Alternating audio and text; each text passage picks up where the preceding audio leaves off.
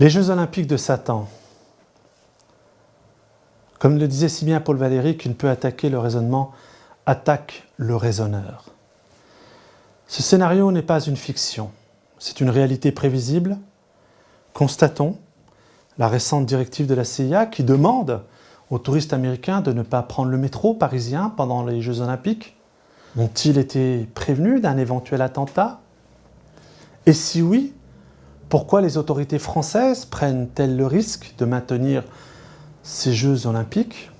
Est-ce que nos politiciens irresponsables et la justice antiterroriste française ont fait le choix délibéré de mettre les Français et aussi les touristes étrangers dans une situation de défaillance face à la menace terroriste? Au lieu des rires et du bonheur d'être ensemble, nous sont donc promis le sang et les larmes. Voulez-vous vraiment y assister? Paris 2024. Les Jeux Olympiques de Satan, événements sinistres, se préparent à ouvrir leurs portes. Inspirés par les cérémonies macabres de Londres, ces Jeux sont l'apothéose d'une idéologie sombre et ésotérique. Un rituel occulte orchestré par les élites les plus corrompues. La cérémonie d'ouverture. La nuit tombe sur Paris.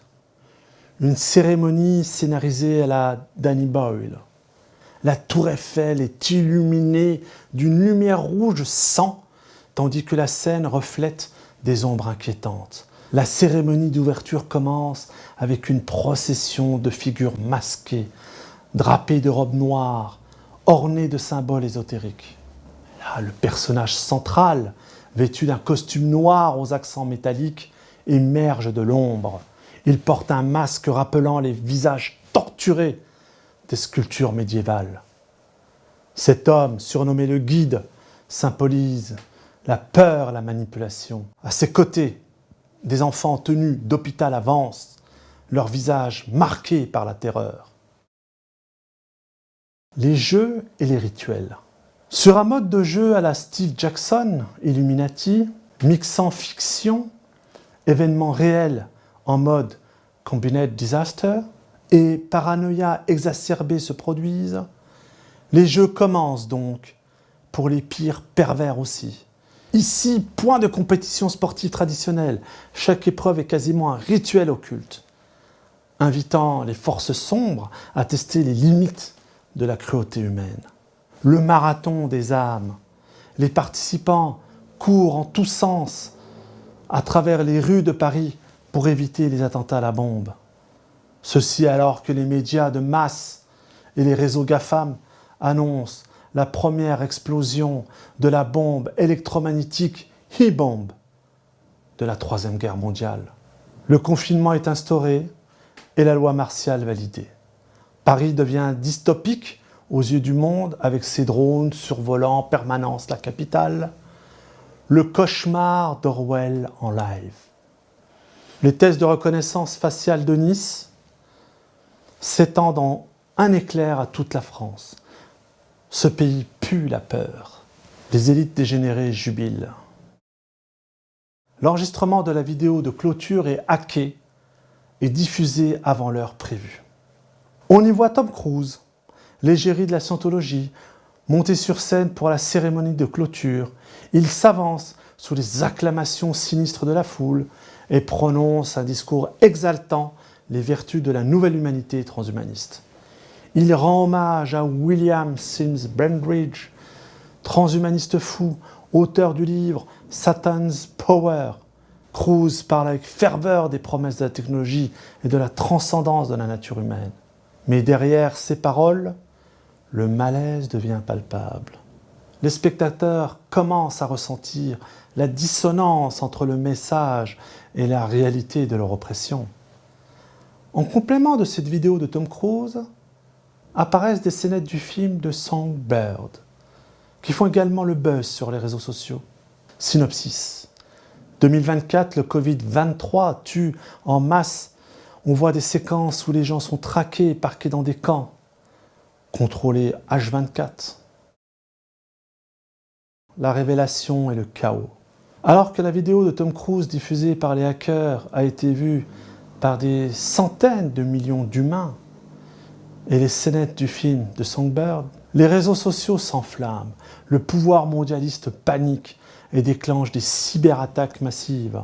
Les chaînes d'approvisionnement alimentaire sont impactées.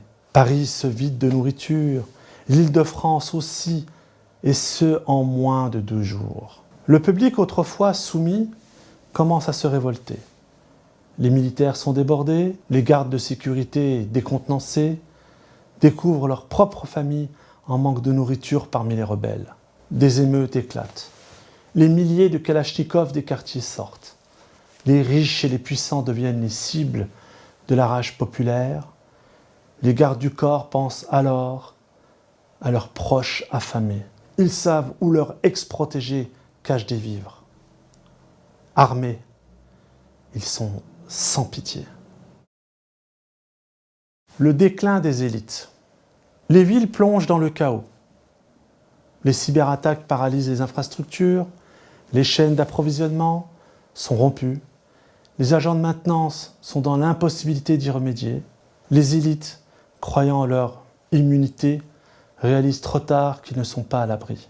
Leurs croyances occultes et leur contrôle technologique s'effondrent face à la réalité brutale de la rébellion humaine. Dans la violence qui oppose les factions, une lueur d'espoir commence à briller.